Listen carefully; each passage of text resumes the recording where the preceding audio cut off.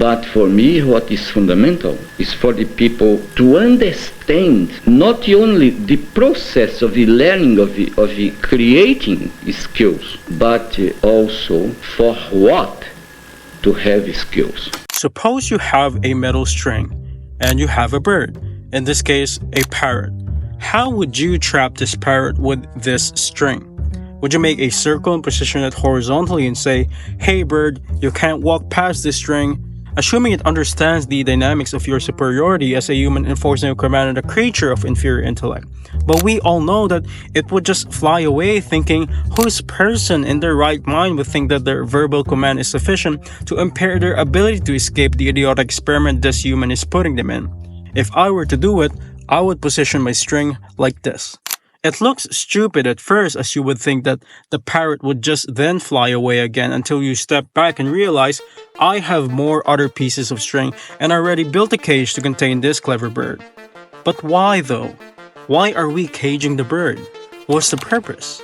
Our discussion begins here. For Paulo Freire, learning is never neutral. It either reinforces the status quo or it challenges it.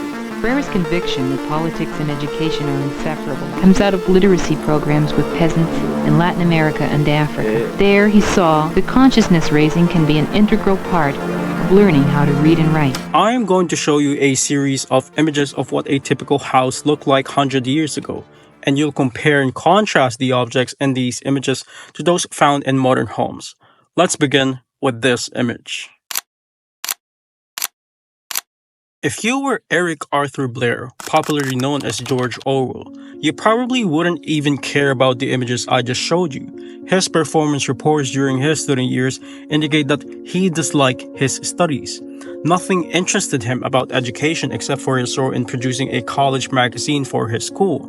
Beyond that, his parents couldn't afford to send him to university because they were poor.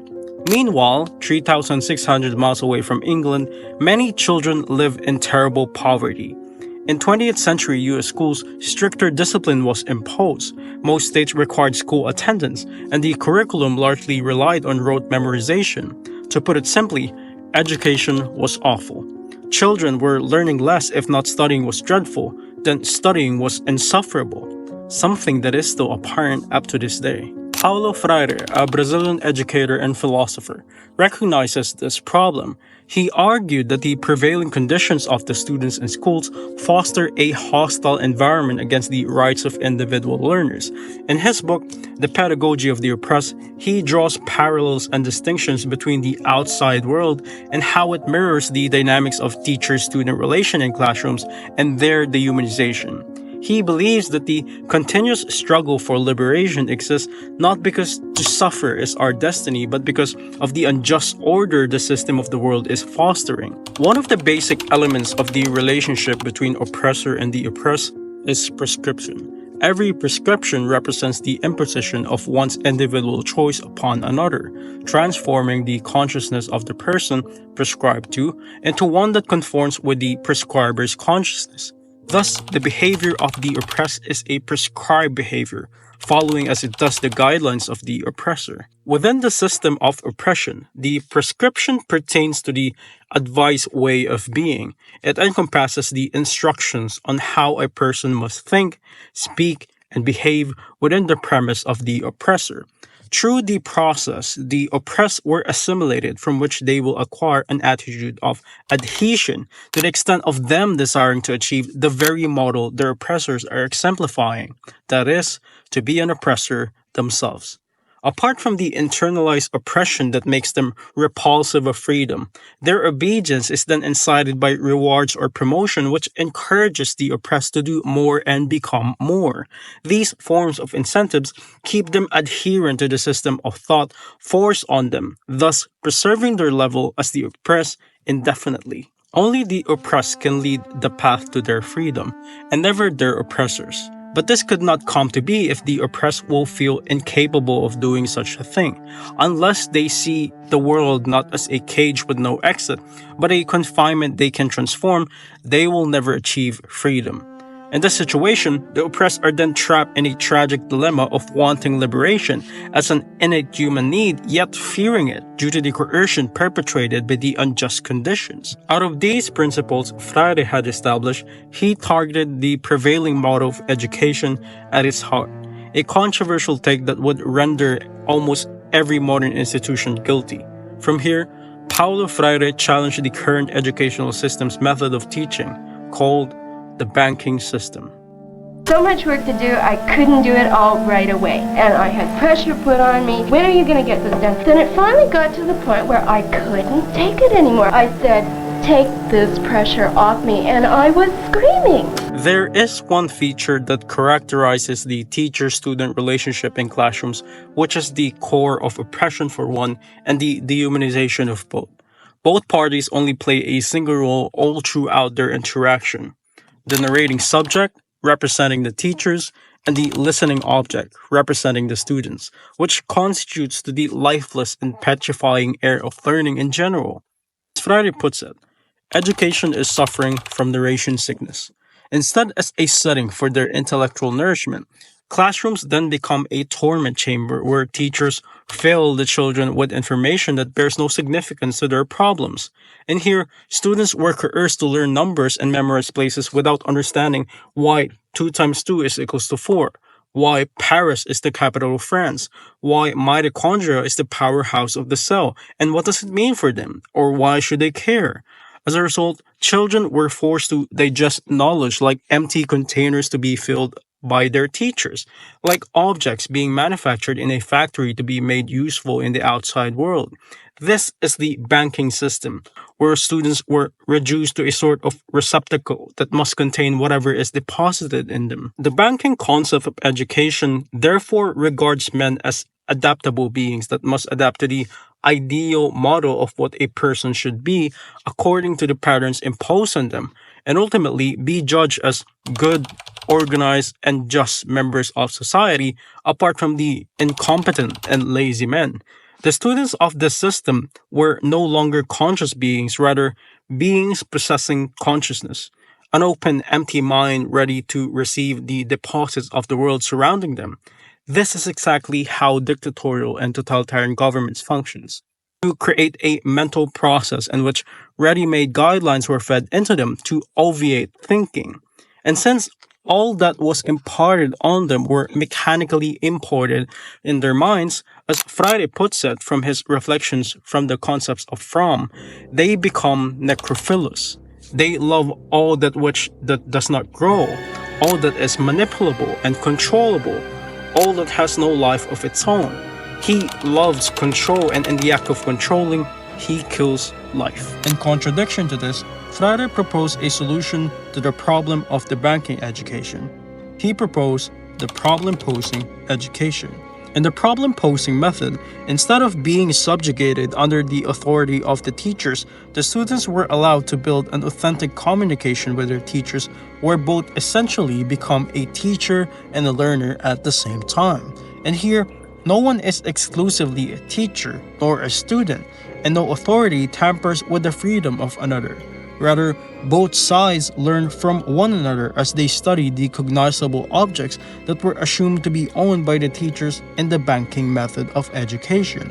Problem-posing education recognizes people as conscious beings capable of learning through their own mental process and perspectives. Instead of approaching knowledge as something to acquire, it now becomes an objective in which they are engaged in the process of learning, where their inquiries are met as they participate in their investigative pursuit. In this context, both the teachers and students were liberated from the constraints of linear education and therefore humanized in the act. But the liberation of the oppressed does not end by proposing an alternative method to the banking system of education. The foundations behind this principle must be established. The people don't fight because of beautiful ideas we have in our head. The people fight in order to get a better way of being, of existing. Around 470 to 399 BC, Socrates was roaming the streets of Athens. At the time, he was regarded to be the wisest man as he is able to refute any shallow beliefs that people either challenge him with or consult him about. But it wasn't so long for the people to fathom that his way of educating is in fact disingenuous, which led to a death penalty decided by the judges of the time.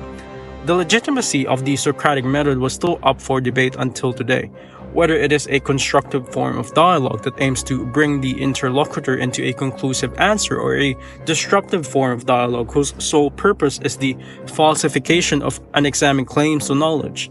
There are other explanations, such as that of William Keith Chambers' Guthrie and the Greek philosophers, which states that the Socratic method was a way of exposing a person ignorant instead of actually acquiring knowledge.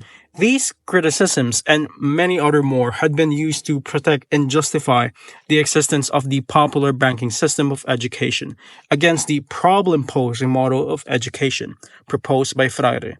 It is the criticality of free dialogue that threatens the tenets of oppression, which makes it very unappealing to the sight of the prevailing system. In other words, the model of education that dominates our institutions of learning lacks the essence of humanity. It lacks love. Love is at the same time the foundation of dialogue and dialogue itself. For Freire, one cannot engage in dialogue if he or she lacks love.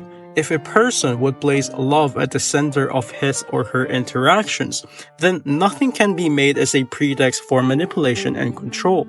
For it is lovelessness, which is the root of pride, that causes a person to dismiss another for their contribution, the root of insecurity that results in an offensive attitude toward other people's critique. Self-sufficiency is incompatible with dialogue. If a person is loveless, or so much to say, if the system is founded in lovelessness, there will be no space for dialogue. The aim of incorporating love in the process of education is to give trust an avenue to develop between the teachers and learners. This is the reason why teachers have varying styles of educating their learners, because they design their program content according to their personal method of learning, to which is ostensibly directed to the learners, mostly children who weren't given a chance to be involved. All of these are because of the mistrust and prejudice that the imparter holds against his or her students. As Freire explicates, it is like approaching urban or peasant laborers and imposing our knowledge on them about the model of a good man, which may not correspond to their own view of the world. The mission of a revolutionary is not to recruit a member in support of its cause, rather to liberate and be liberated with the people. Oftentimes, the language of educators and mostly politicians suffers from this being detached of reality, and the reason being is that they don't engage themselves in dialogue with the people, effectively neglecting the importance of being attuned to the lived experiences of their audience. The supporters of the banking system criticizes the proposed idea by accusing the progressive model to be productive and degenerative of themes that the students were intended to learn. But assuming this presupposes that themes are like things that exist on its own. But in reality, themes exist in people as a product of their interaction with the world. So, to assume that free dialogue hampers the achievement of discovering crucial themes is not only false, but authoritative and essentially oppressive.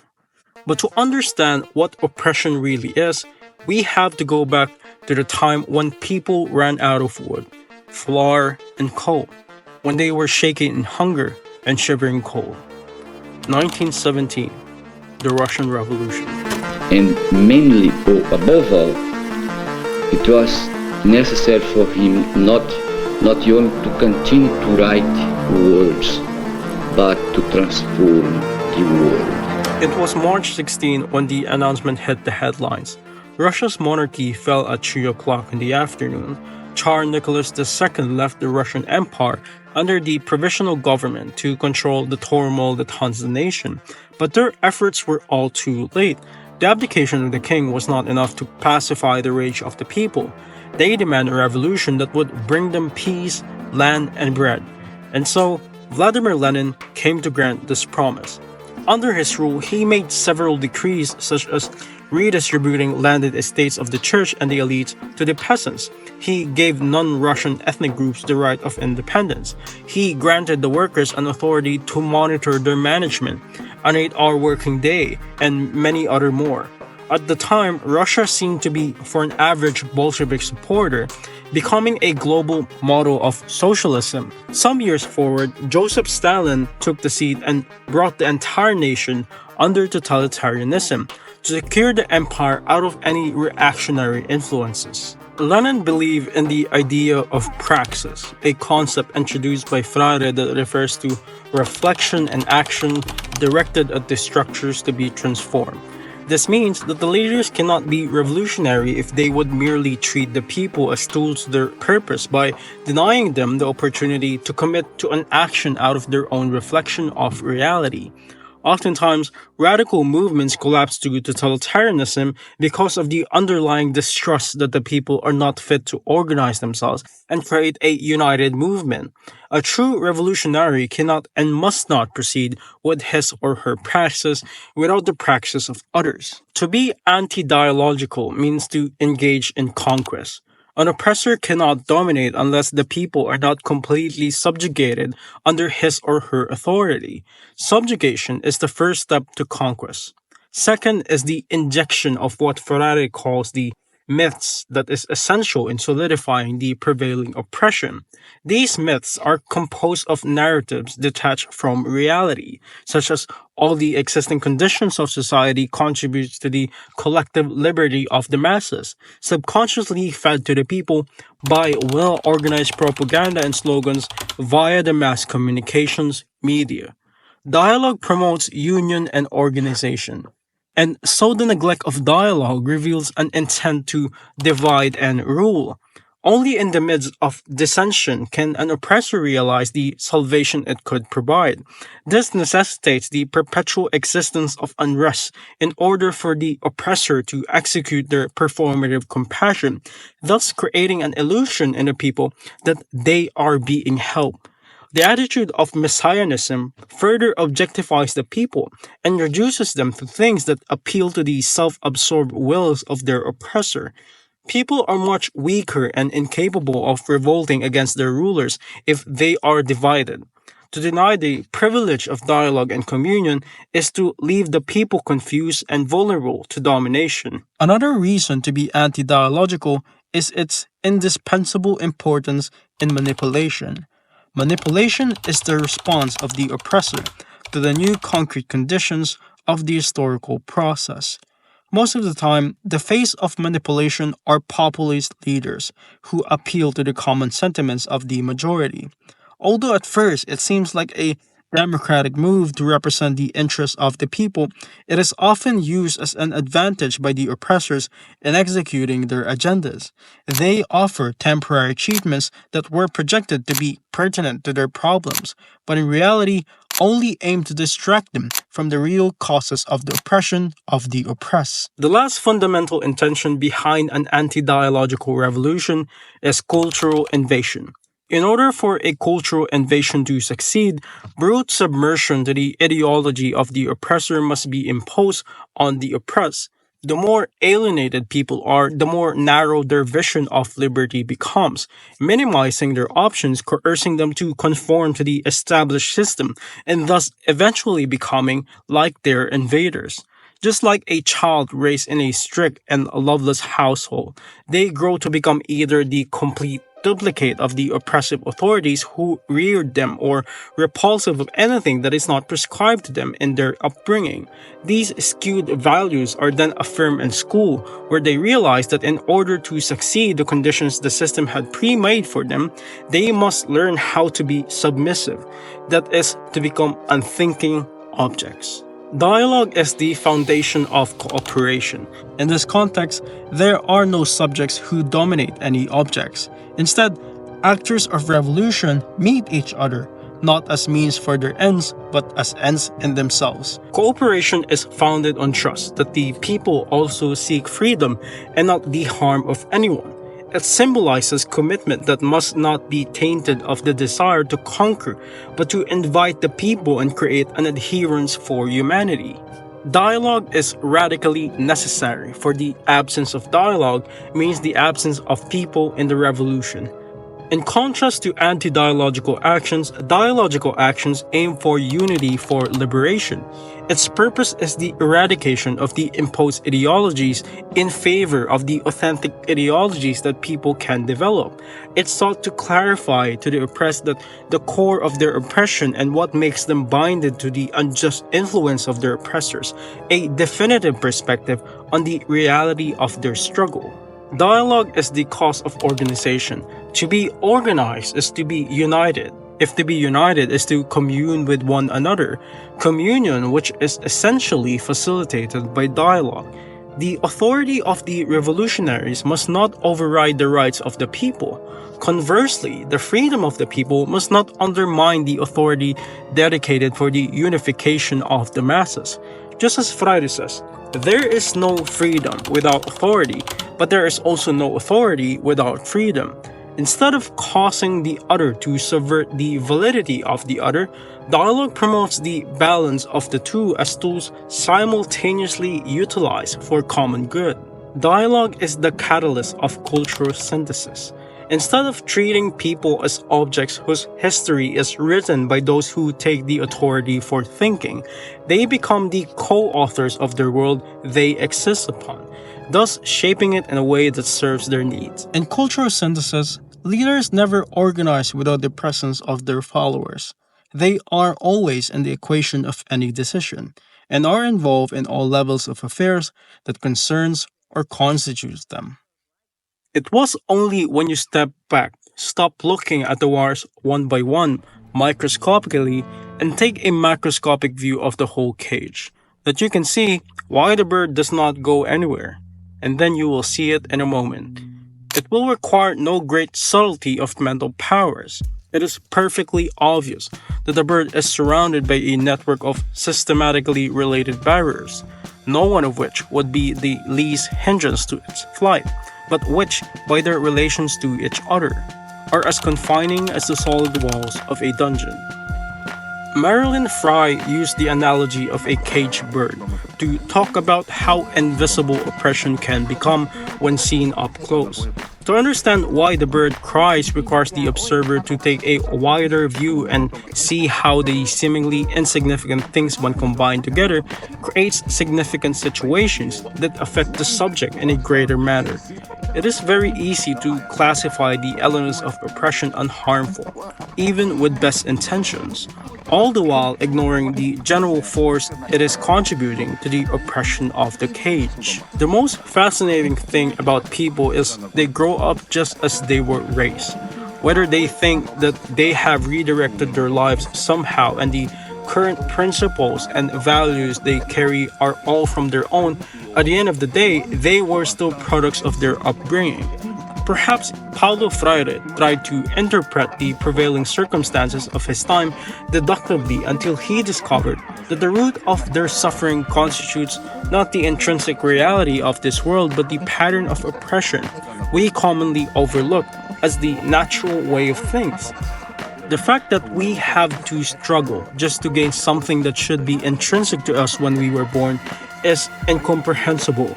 But what's more astonishing is the drive to regain our humanity time and time again, no matter how many times it was taken away from us. Our continuous fight against oppression is a symbol of our unwavering commitment to freedom. Freedom that sustains our desire to live.